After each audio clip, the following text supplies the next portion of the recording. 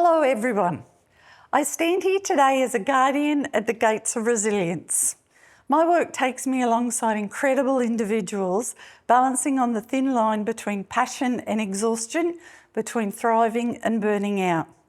I'm here not to just share knowledge, but to spark a shift, a movement away from burnout as the inevitable outcome of frontline hard work. Together, let's explore how we can reclaim our vitality, burn bright instead of burning out. So what is burnout? Let's start by defining it. Burnout is not just stress, it's a cycle that starts small and grows. Picture this, it's 8 a.m. and your inbox greets you with an email from your manager with a little bright red exclamation mark. Before you can respond to that, you're taken into the first meeting of the day. During your first meeting, you get 2-3 unexpected tasks that you weren't counting on. Then as you're coming out of the meeting, there's that sense of something unexpected has happened and you're called out into the office to deal with something else. So while you're there dealing with your third, fourth, fifth thing for today, you're standing there and in your head while you're dealing with this, there's a little thought in the back of your brain that's saying, in my inbox is an urgent email from my manager that's there waiting for an answer. My manager is waiting for me to respond. Do that cycle over and over again, and that cycle becomes endless very quickly, very rarely catching up. And what you have isn't just stress, it's becoming distress. It's burnout in the making. So, according to the World Health Organization, burnout is the result of chronic workplace stress that is not managed well. It manifests and shows itself in 3 ways. Firstly, exhaustion. You wake up tired. You go to work tired. You have afternoon tea, you're feeling fatigued. You go to bed, you're fatigued. You wake up, you're fatigued. It's that never-ending cycle of not catching up and not feeling unfatigued. Secondly, it's a negativity or a cynicism about your work. What maybe wasn't, maybe something that didn't catch your head before, you're thinking, wow, will these flood never stop? Can I just catch a break? Can someone just do something? And lastly, we start to begin to doubt our own professional abilities. We start to doubt about who we are in our role and about our ability to catch up, to be okay there again. So all of these might sound familiar because they're the stress that becomes distress, and eventually the constant distress becomes burnout. Burnout is a heavy fog that dulls the spark that you once had for yourself, for what's occurring, and sometimes even for your very client. So my story. Even me, who has all of this fantastic knowledge about burnout, I'm not immune myself to this cycle. As somebody who deeply and is passionately about connection, I've learned that my unchecked dedication can lead to overwhelm. My self-care practices are what allows me to show up every day rested and present. They're my lifeline, ensuring I can give my best to my work without losing my very self in it. And that's the thing, our strengths very quickly can become our weaknesses. High achievers, like all of us here today, thrive on solving problems and chasing excellence, getting the best out of our experiences. But when that drive goes unchecked, it can really quickly morph into an overwhelming burden. So why does it happen? Let's dig a little bit deeper because there's 5 common causes of burnout. Number 1 is a lack of control, where in our workplaces, whether we're employed or even self-employed, it's that sense of micromanagement or unrealistic deadlines can strip away our sense of agency and we feel we have no control over how things are done. Secondly is unclear expectations, when without any clarity, you're second guessing not only what you need to do to reach expectation, but without a clear expectancy of what you're doing, you're just forever guessing and trying to do the right thing, which can be really difficult.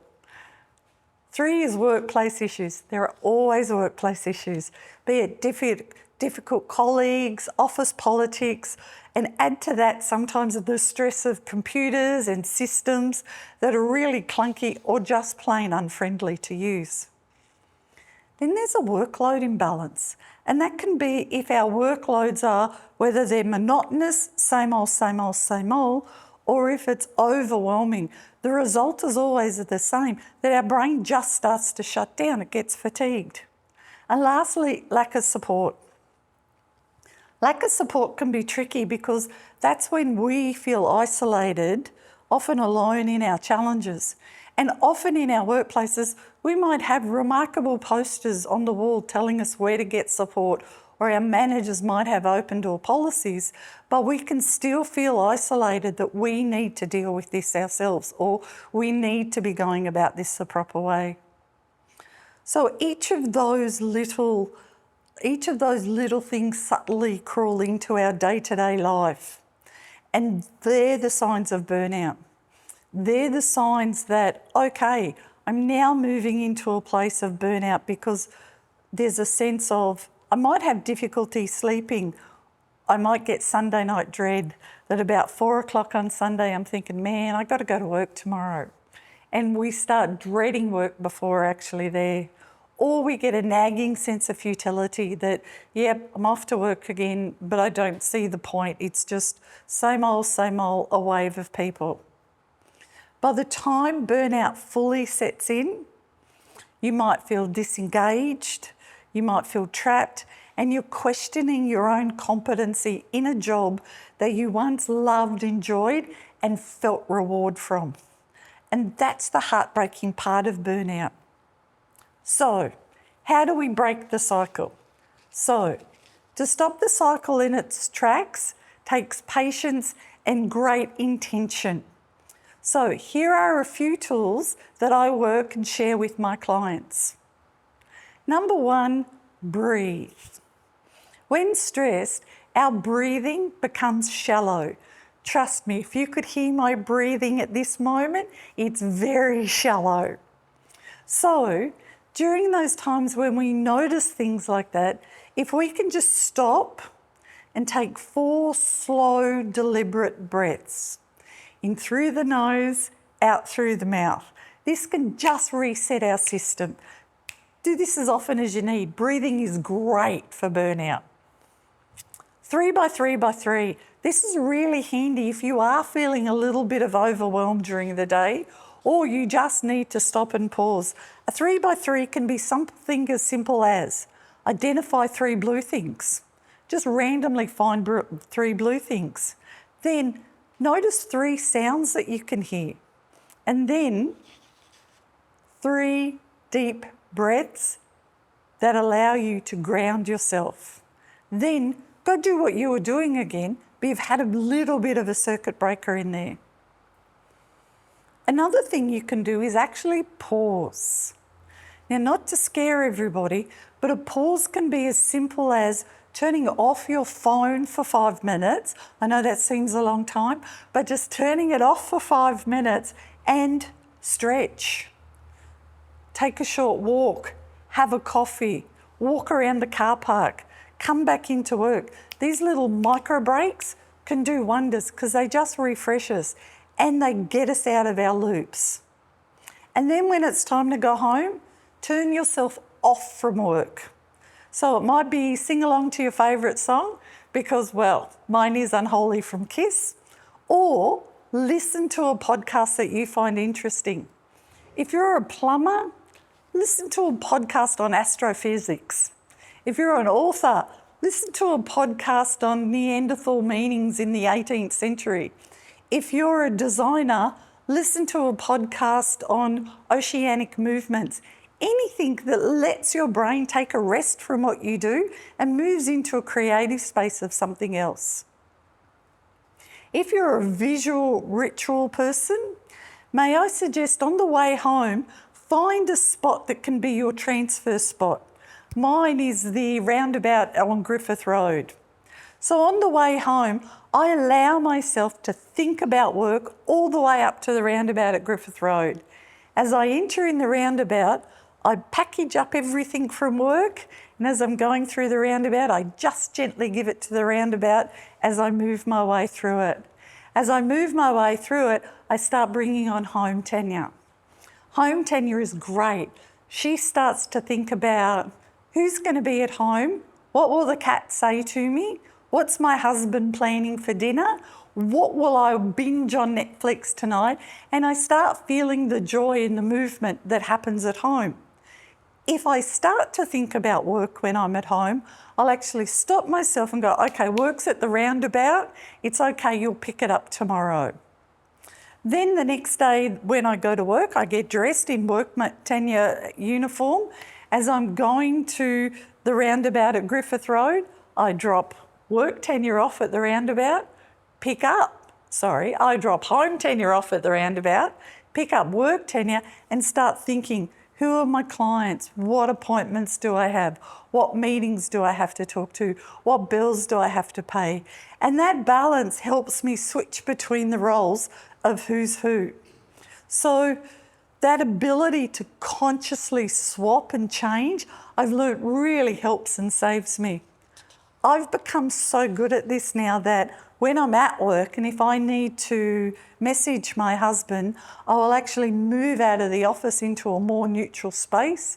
So I'm not messaging him or texting anybody from home tenure world in my office. I move to a neutral space where it can just be a place to breathe. So in that way, those little actions, those little things that we do with ritual and intention, they can make a big difference in our lives because they let us have a break away from who we are at work and who we can be at home. So I have to put in a call to action. So my call to action is, as high achievers, we often believe we must do it all. But burnout is not a badge of honour. Seeking support is not a weakness, it's actually wisdom. This is where I come in as a professional supervisor, mentor, and pattern disruptor. My role is to help people navigate stress cycles, harness their potential, and ensure they thrive, not just survive, but make sure they thrive within their work and life. Lou Holtz once said, it's not the load that breaks you down, it's the way you carry it. So together we can shift the weight, lighten the load. We can ensure that the load doesn't break you. So in closing, let's rewrite the narrative of burnout. Let's become vigilant, not just for ourselves, but for those around us. Because when we model good self-care activities that lead to better work resilience, we light the way for others to do the same. We give them permission to take care of themselves. So burn bright, my friends, not just as a fleeting flame, but as a steady, illuminating beacon. Together, let's thrive, not just in our work, but in our whole of self. Thank you.